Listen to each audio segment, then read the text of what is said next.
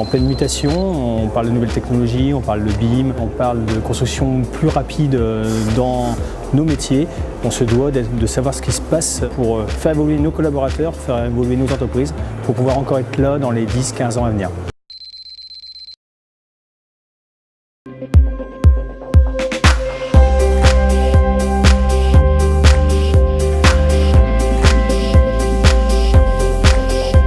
Nous avons passé la matinée avec le groupe prospectif de l'UMGO.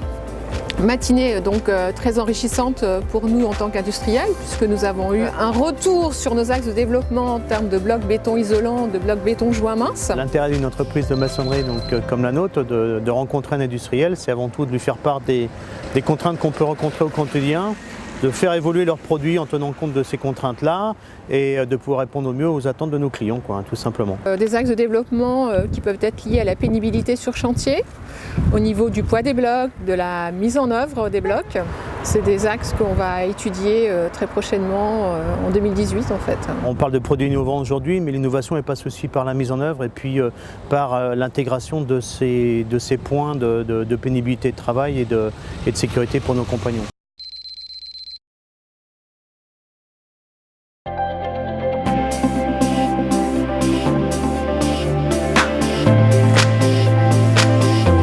Par ma formation d'ingénieur, je suis effectivement très curieux sur ce type de technologie et les différents systèmes constructifs qu'on pourra mettre en œuvre dans nos entreprises demain. C'est très important et très intéressant de rencontrer l'UMGO pour se poser la question de l'évolution des métiers.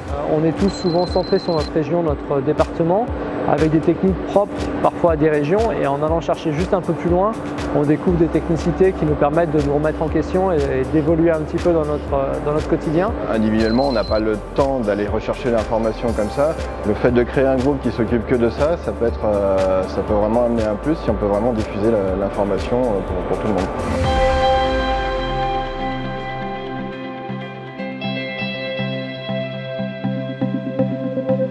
Qui sont en train de chercher sur des éléments qui pourraient être alliés à la composition acier-béton. Peut-être commencer à faire quelques pièces un peu extraordinaires sur nos projets.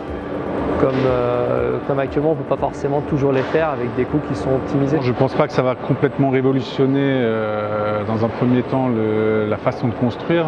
Je vois ça plutôt comme un complément technique d'aujourd'hui, une façon de construire des formes géométriques complexes qui peuvent changer l'architecture de nos bâtiments.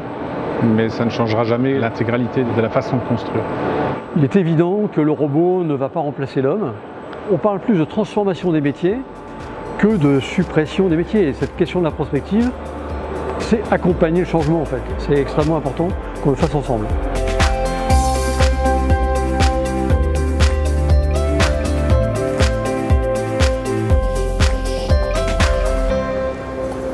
Ça tourne. Faut que je garde les yeux ouverts. Tout en leur faisant comprendre que on va recommencer.